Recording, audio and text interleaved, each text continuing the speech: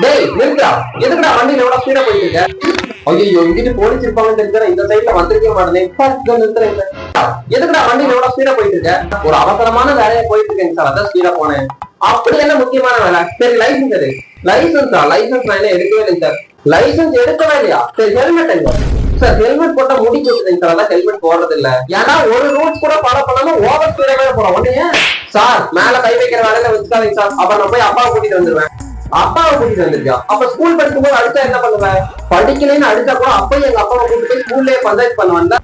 ஓ, அதுக்கப்புறம் எந்த சாரியும் அடிச்சுக்கவே மாட்டாங்களே. ஆமா சார், என்னை அடிச்சு அப்பாவை கூட்டு வந்து பெரிய லெவல்ல பிரச்சனை பண்ணுவேன்னு சொல்லிட்டு யாருமே அடிக்க மாட்டாங்க.